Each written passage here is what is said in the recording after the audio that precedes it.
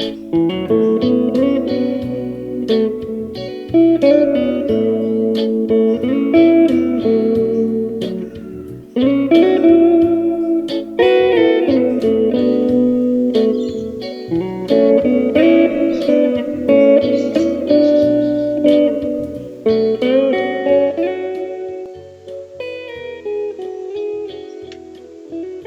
it's Paul. Let's look at a couple of examples of thyroid papillary carcinoma. So this is the most common malignancy in thyroids, and it has quite a number of distinctive characteristics. Just have a look at the histology first. It's just quite distinctive. So remember this papillary pattern, like a branching staghorn coral growth. And each of those little papillae have a connective tissue stalk running up the middle of them and vessels. This is an area where it's invading. All these little branching fibrovascular cord groups. So I'm just running up there. There's a fibrovascular core quite nicely on display with vessels. If we look at higher power, there's very distinctive nuclei in these that have that empty orphan Annie appearance to them. Notice how they're palisading in a kind of overlapping pattern around the outside of each of these connective tissue stalks.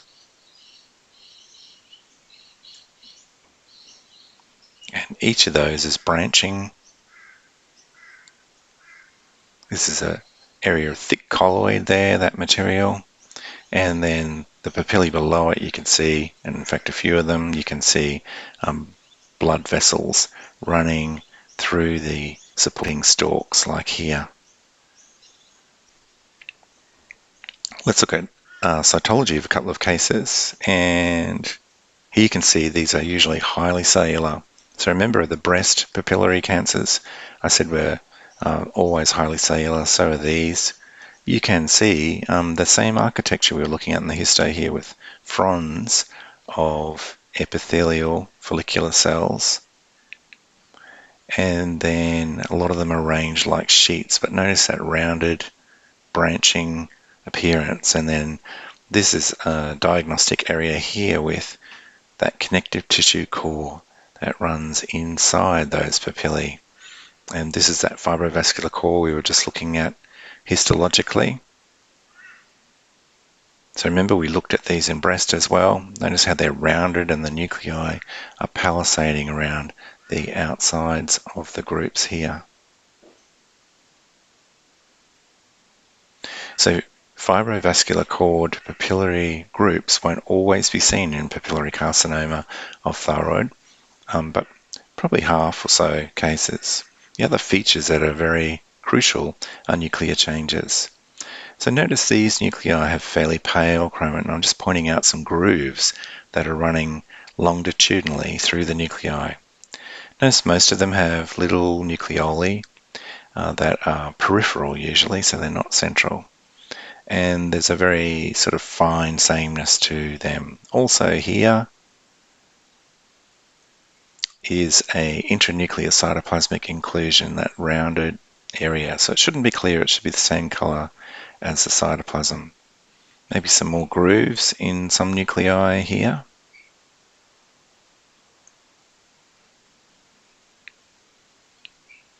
Another intranuclear cytoplasmic inclusion there. They can be a little tricky to spot sometimes, but once you see one, you usually see quite a lot. There's possibly another one there.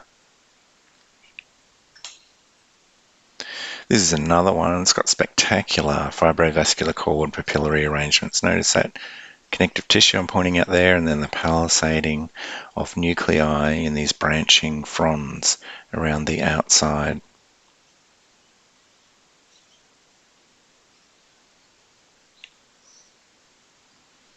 Just a bit of a higher power, you can see that palisading quite well here of the cells around the outside of the group, and again just here. Notice how large these tissue fragments are, and often lichen breast, you can see these macroscopically on the slide after it's been stained. Nice branching fronds there, and look at that sort of palisading of crowded cells around the outside. And finally another fibrovascular cord group. And just another example, so high power of the nuclear changes, intranuclear cytoplasmic inclusions. Notice that powdery, pale chromatin. Another group, again, you can just see the little INCEs arranged there. Just another incidental finding you often see is multinucleate giant cells. So these are just multinucleate histiocytes. They're part of the cystic debris that you commonly see in the background. And that reminds me, so one of the most common causes of false negatives in thyroid is intracystic papillary carcinoma. What you see is this, so this is like just a cystic background. It's got hemosiderophages, debris, macrophages in it. And in most sites like breast, you can pretty much relax when you see this appearance because it is going to be benign. But in thyroid, you have to stay quite vigilant for any groups of cells that could possibly be epithelial. Here we've got some cohesive cells.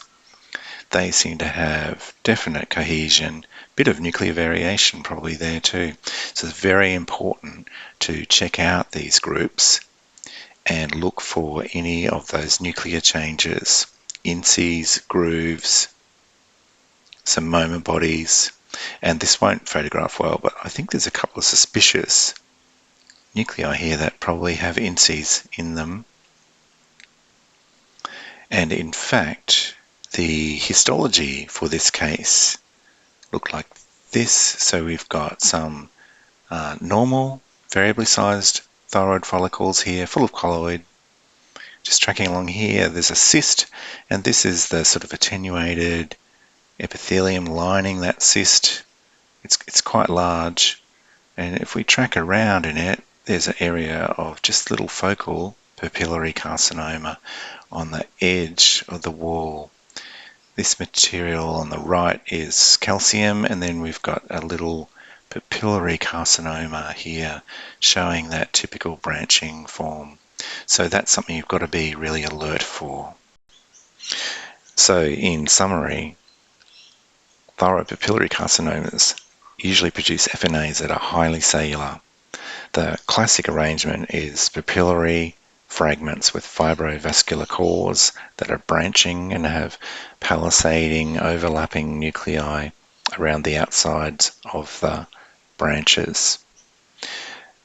They will be seen in about half the cases. In other cases, you'll just see highly cellular specimens that have very cellular sheets.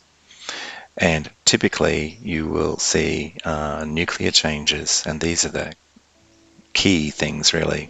Intranuclear cytoplasmic inclusions, nuclear grooves that run along the longitudinal part of the nucleus.